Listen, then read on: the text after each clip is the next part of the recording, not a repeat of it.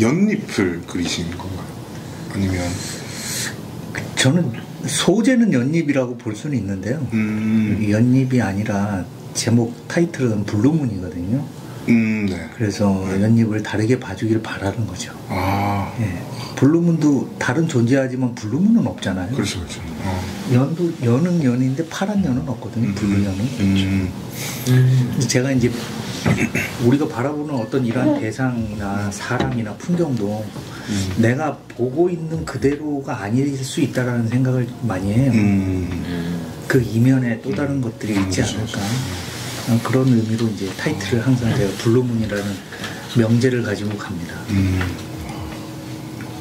근데 여기 이제 부산에서 보이앤 블루문이라는 타이틀로 이제 시작을 하게 된 거는 사실은 제가 8살 때까지 부산에 살았어요. 네. 저기 부산 대학교 앞에 동래구 장전동. 네, 지금 금정구로 바뀌었더라고요. 옛날엔 동래구 장전동이었는데 거기 금정국민학교에서 제가 2학년까지 다니다가 서울로 올라간 거죠.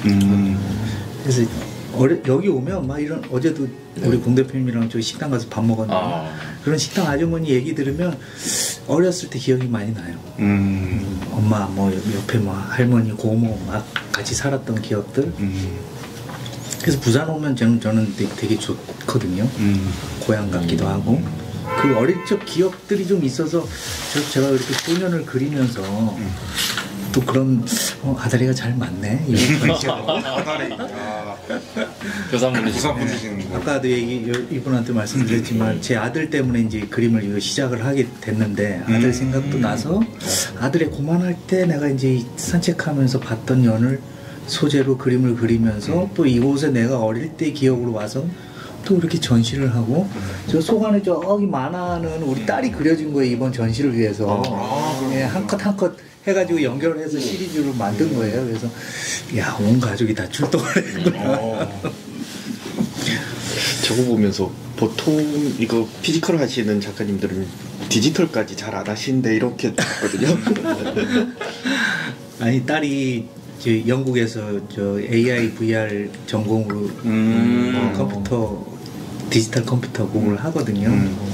지금 휴학하고 잠깐 들어왔는데 아빠 이거 한다면 좀 하나 좀 만들어줘봐. 꼬시고. 와 근데 되게 그 사랑이 느껴지네요. 어떻게 이제 사이가 어떻게 그렇게 좋으세요? 원래 아빠는 딸을 좋아해요.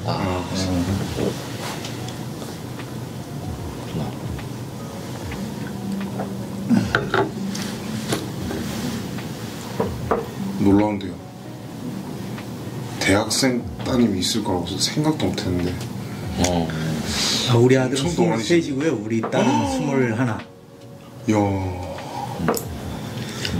부럽네요. 저는 이제 54, 이제 한 달 있으면 다음 주면 이제 55 됩니다. 진짜 동안이지. 어떻게 젊으세요? 아니에요. 늙었어요. 그림에 대한 비법보다 동안 비법을 있는 게 더 지금 중요할 것 같은 생각이. 그럼 개띠신가요? 네네네. 현실적인 조언을 좀 들어야겠는데요. 어떻게 관리를 하시면? 관리 아무것도 안 합니다. 그림만 그리시나요? 그림만 그리고 운동 좀 하고 뭐 얼굴 바르는 것도 로션 하나만 발라요. 맨날 우리 딸한테 혼내. 제발 아빠 선크림 좀 바르라고. 피부 늙는다고. 그만 사주는데 선크림 바르면 자꾸 막 눈이 따갑고 이래서 잘 안 바르게 되더라고요. 겨울인데 뭘 발라야 이제 겨울에 더 발라야 된다 그러더라고. 못 이기는 척 가끔 바르고요. 그거 말고는 없어요. 네, 하나에 집중을 하게 되면은 준비가 되는 것 같습니다. 아이 같은 순수함을 가지려고 아이도 그리고 미디어에 비춰주고 사실 미술이라는 분야가 최근에 좀 반짝하고 미디어에 비춰졌지 그 전까지는 그냥 교과서의 미술 시간에 그냥 붙들고 그림 한번 그려보는 정도? 그걸로 끝이잖아요. 그러니까 화가라는 직업이 그림을 그리는 직업이다 라고 가르쳐주지 어떻게 돈을 버는지는 알려주지 않거든요. 어떻게 이때까지 미술 경영하시는 전공자들이 뭐 저희 세대만 해도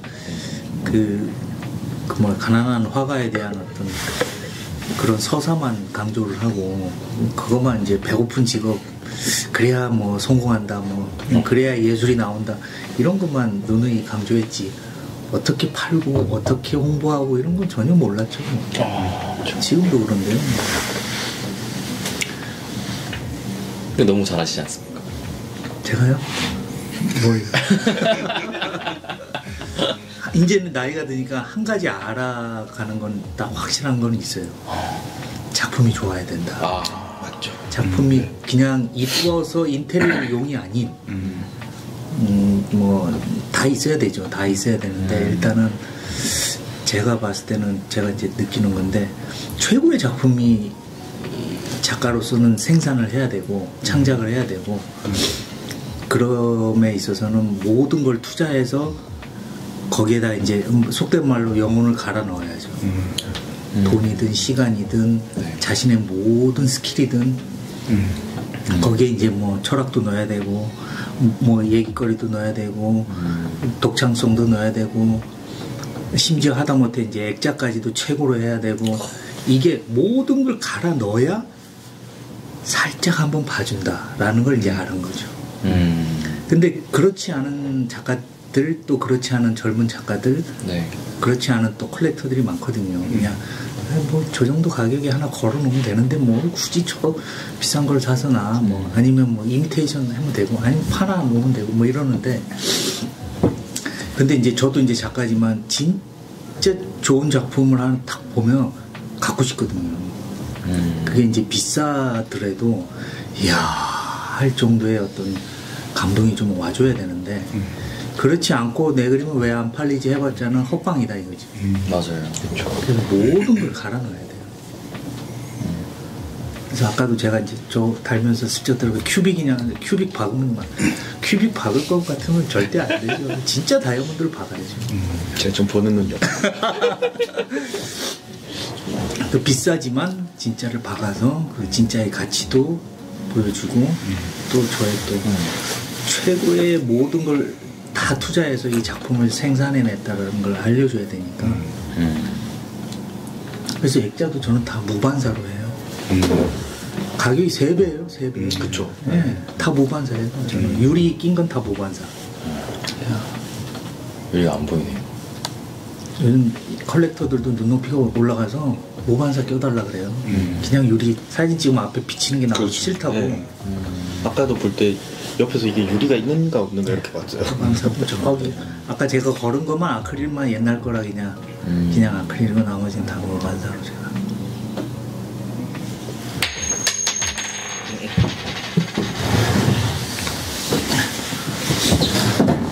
이 부분만 잘라서 콘텐츠 하나 나오겠네요. 로난 말씀 잘하셨어요. 네. 제가 말 못해요 저는.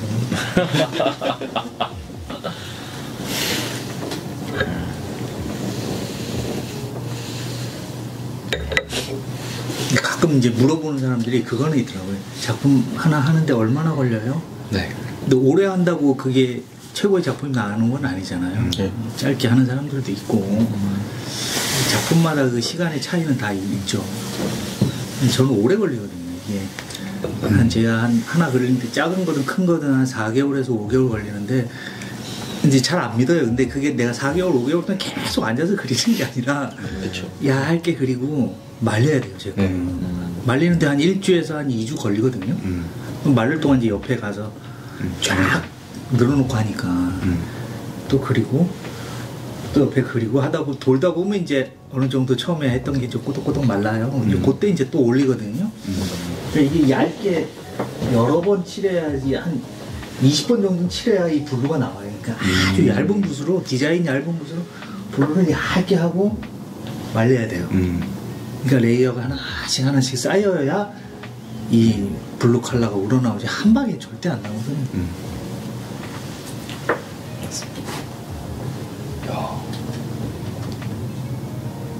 원래 이게 연하게 계속 계속 올라가다 보면 그 깊이감이 깊거든요.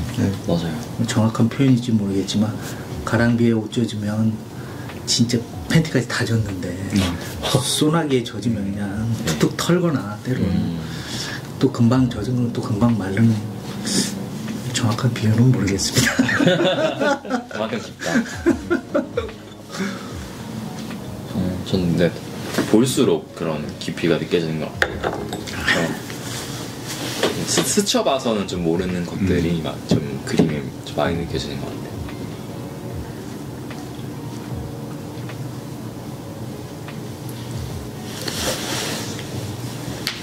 저는 이런 그 블루문 시리즈의 그 굉장히 그 좀 플랫하게 처리가 돼 있잖아요. 저는 그게 엄청 그 좀 충격이었거든요. 왜냐면 요즘에는 그 이제 그 튀어나온 것들, 거친 물감의 흔적들, 붓의 흔적들. 사실 그렇게 두껍게 네. 뭐 렘브란트처럼 임파스토 기법으로 해서 두껍게 올리는 거는 네. 사실 쉬워요. 네. 그냥 막 보면 물감도 많이 들어가고 거치고 두툼하고 하니까 막 이러는데 그거는 진짜 쉽게 할 수 있고요. 사실 이게 플랫하게 하는 게 어려워요. 맞아요. 여러 번 얇게 해야 그 깊이감이 나오는데 그래서 오히려 제가 더 이렇게 얇게 만드는 그래서 알고 보면 여러 가지 또 의미가 있는 제가 또 초등학생은 아니니까 좋아서 그리는 건 별로 없습니다.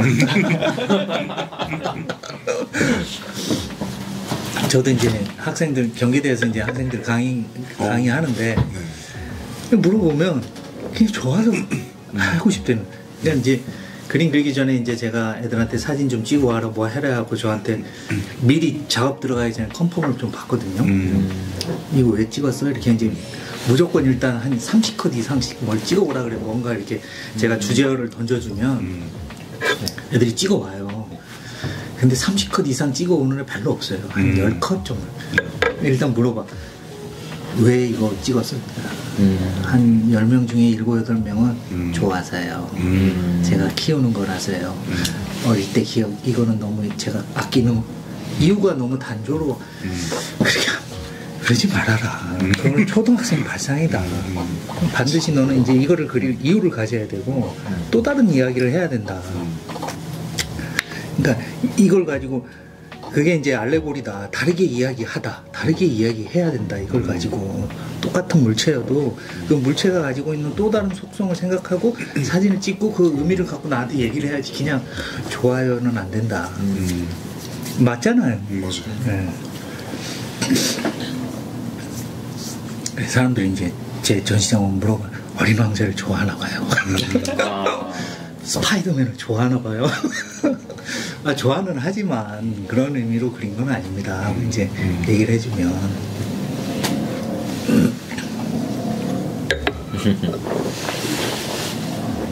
이 스파이더맨도 이제 스파이더맨의 핵심은 이제 거미줄이잖아요.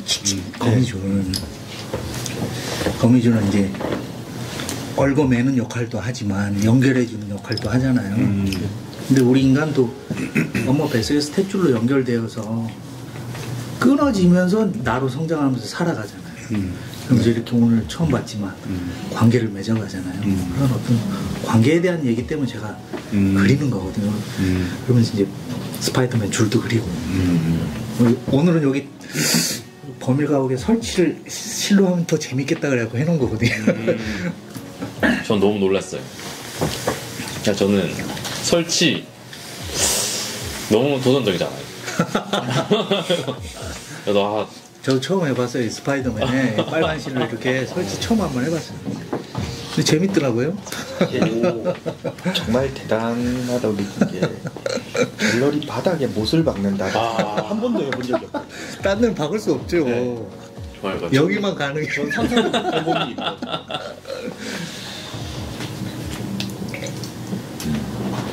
와, 색감이 똑같네요. 네? 실을 설치한 거랑. 그래 저도 작품에 그려진 거. 여기 범일가 어제 오면서 실패를 하나 샀어요. 엄청나게 많은 실표가 있더라고. 핑크색도 있고 진한 빨강도 있고. 그래서 요걸로 주세요. 근데 이거 맞아요. 또. 역시 정확하네. 여기 웬만한 원단이 다 있죠.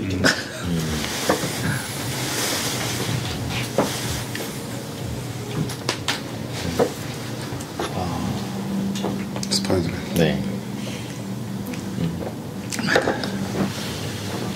사실 이 평면 작업을 하시는 분이 그 설치 아이디어를 거기까지 가기가 쉽지가 않다고 생각하거든요. 설치해야겠다. 해야겠다. 많아요. 인스톨레이션 해야겠다. 많아요. 가면 설치해야겠다. 설치하는 작가들 많아요. 물론 이제 그게 각을 잡고 이제 설치해야겠다는 마음을 하고 하면 하는 건데 이제 또 이게 또 그런 그 방향으로 그게 메인이었던 방향이 아니라 이렇게 전시를 하는데 전시 연출적으로 이렇게 이제 들어간다. 이렇게. 저는 모든 게 다 연결돼 있다고 생각해요. 공 대표님이랑 저랑도 연결이 돼 있는 거고. 네. 그래서 제가 저쪽에다가 지금 조그만 거 구멍 있잖아요. 저기 네. 바닥에 있는 게 이제 제가 쓰던 팔레트 물감 네. 이게 찌꺼기거든요. 네.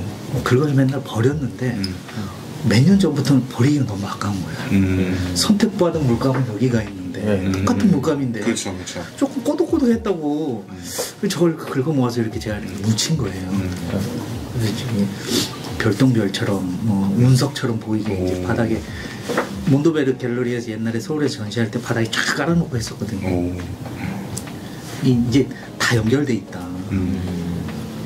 삶과 죽음도 연결돼 있는데 하물며 물감이 선택받고 선택받지 못한 게 어딨냐.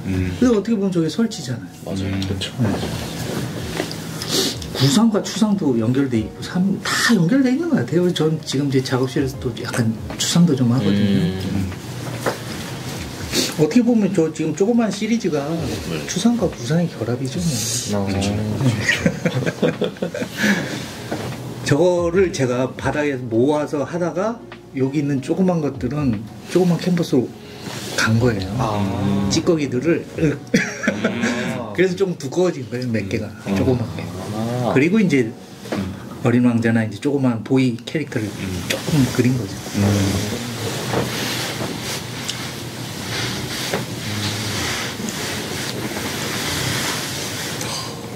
이렇게 차분하게 그리시니 그림 자체가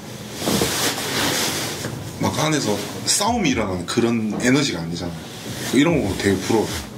저는 나이가 젊어서 그런 건지 모르겠는데 장르는 이제 그래피티 이런 쪽이라 막 세고 막 이겨내야 되고 막 뭐 그런 소재들 막 갖다 좀 쓰다 보니까 그림 자체도 굉장히 거친 이제 필력들 좀 많이 쓰겠는데 그러다 보니까 작업 시간은 확실히 줄긴 해요. 뚝딱뚝딱 만들어도 이 정도 됐지 막 이러는데 근데 보시면 제가 봐도 에너지가 있으실 것 같아요. 자기 자신의 반영이니까 맞아. 그대로 나와야 그런 돼요. 건 좀 있는 것 같아요. 강력하시죠. 근데 이제 환경이나 또 세월이 지나면 조금 또 바뀌는 거. 저도 그랬고 젊었을 때 저 완전 반입체 설치 추상했어요. 막 용접하고 캔버스에다가 용접해가지고 막 오브제 갖다 막 시계 같은 거 막 때려 박아 붙이고 막. 근데 나이가 들면서 이제 조금씩 변하고 환경이 또 그렇게 만들기도 하고.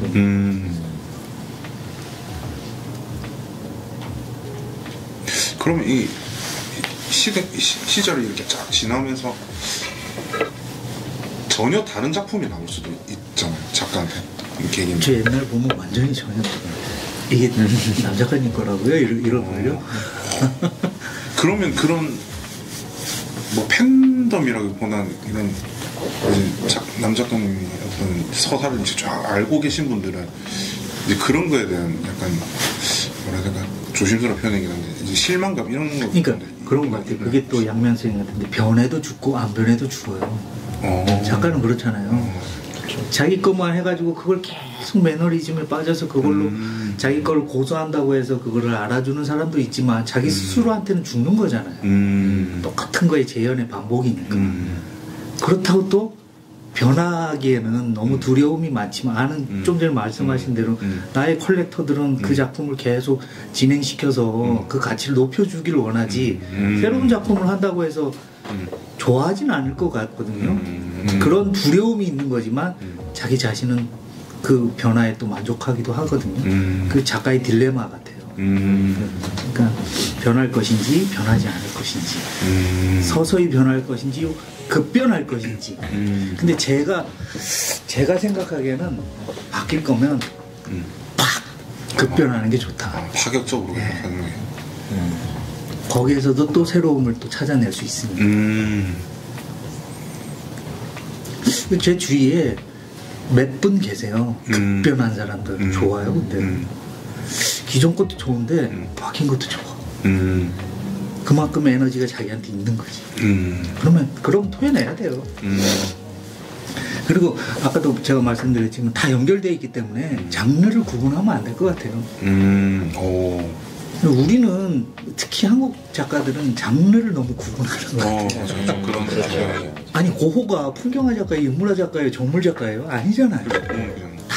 다 모든 장르를 해야지 작가는 또 입체도 해야 되고 영상도 하고 막 설치도 하고 퍼포먼스도 하라는 게 아니라 그걸 다 갖고 있는 에너지만 있으면 된다. 대신 이제 작품을 표현할 때는 그게 평면에서 반입체로 뭐 넘어가고 이런 거에 대해서는 얼마든지 과감하게 해라.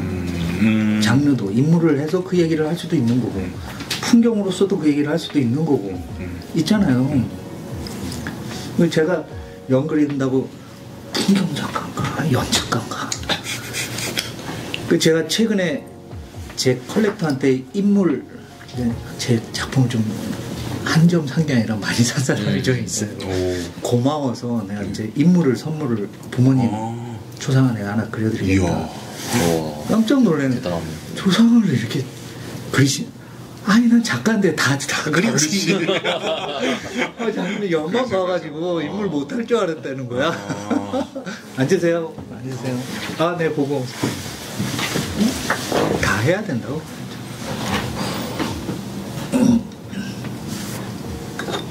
어떤 분들은 또 대화를 하다 보면 자기 시그니처가 있어야 되고 그 스탠스를 항상 작품에서 유지를 해야 된다.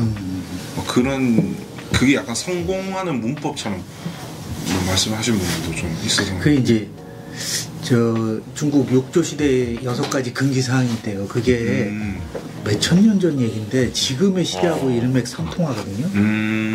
제 작업실에 제가 써서 붙여놨는데 유행에 편승되면 안 되는 것 같아요. 약간의 유행 같아. 시그니처 만들어서 한 가지만 몰아서 판매하고 또 이제 6가지 중에 이제 황금 냄새를 풍겨서는 안 된다. 팔라고 하면 안 되는 거죠. 좀 전에 얘기했던 유행에 편승하면 안 된다. 황금 냄새를 풍겨서는 안 된다. 수줍고 부끄러움이 있어서는 안 된다. 그러니까 망칠까봐 이렇게 막 예쁘게 그리는 사람들이 있었대요. 반대로 뭐 그 얘기가 통하는 건 아닙니다. 반대로 성과를 부려서는 안 된다. 그다음에 이제 속된 흔적을 보이지 마라. 이제 세속적으로 너무 그쪽으로 가지 마라. 그런 얘기도 있고. 한 가지가 생각이 안 나네. 5가지, 6가지 금기사항인데, 근데 그걸 보면 지금의 시대하고도 맞물려 있는 것 같아요. 네. 그러니까 맞아. 그런 거를 따지지 말고 자기 걸 하면 될 것 같아요. 그리고 좀 전에 말한 대로 시그니처 없으면 어때요? 하고 싶은 거 하면 되죠. 대신 아까 제가 이제 살면서 작가로서 몇십 년 이제 작업하면서 느낀 건 최대 자기 영혼을 갈아 넣어라. 그러면 돼요. 그리고 최고의 재료와 최고의 시간과 최고의 작품의 퀄리티를 만들어내면 되는 것 같아요. 그 물리적인 시간을 참 확보하는 게 전 시작한 지 얼마 되진 않았거든요.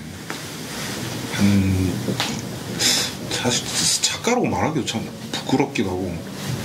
그러니까 저는 아까 이제 말씀하신 그 육전에 그 부합한다면 저는 굉장히 세속적인 약간 수단으로 지금 아직 생각을 하고 있어가지고 젊어서 그런지 모르겠는데 이제 그게 그러다 보니까 아직까지 내 가치가 더 매겨졌으면 좋겠고 세상에 더 노출될 수 있는 사랑받아서 줬으면 좋겠다 막 그런 마음이 좀 압도적으로 커진 것 같아요. 그러다 보니까 그런 걸 좀 전략적으로 뭔가 그림을 그려야 되지 않나 그런 생각을 하고 있는 거죠.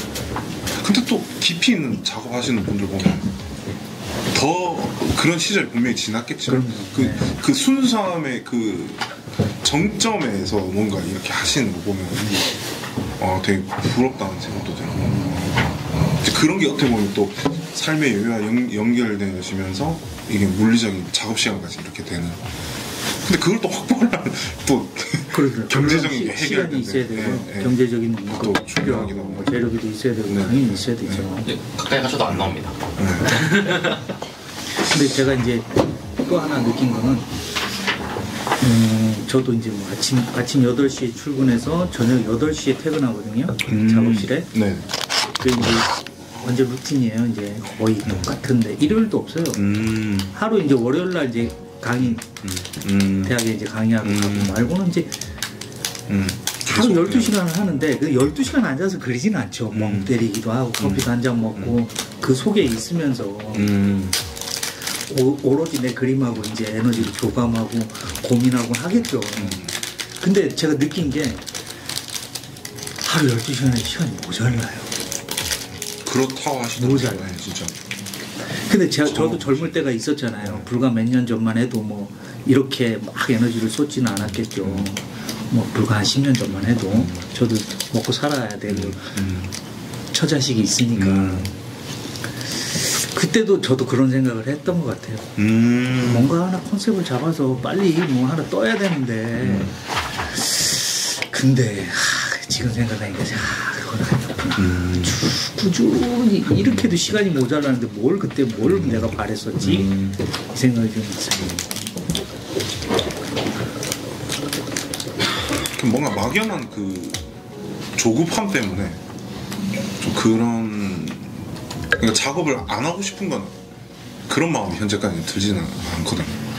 그러니까 그런 조급함 때문에 좀 아까 말씀하셨던 그런 이 나이 때는 이걸 해야 되고 그런 틀에 아직까지 못 벗어나는 게 아니라 또 결과가 좀 나와줘야 또 맞아요. 네. 운동력이 생기는데 뭐 예를 들어 그림도 좀 팔리고 그래야 뭐 이렇게 술도 한잔 먹고 물감도 좀 사고 하는데 매번 전시는 하는데 팔리지도 않고 그러면 살짝 나름대로 위축되잖아요. 힘 빠진 게 있죠. 그랬을 때 이제 6가지 금기사항에 내가 부합되지 않나 한번 마음속으로 새겨볼 필요는 있어요.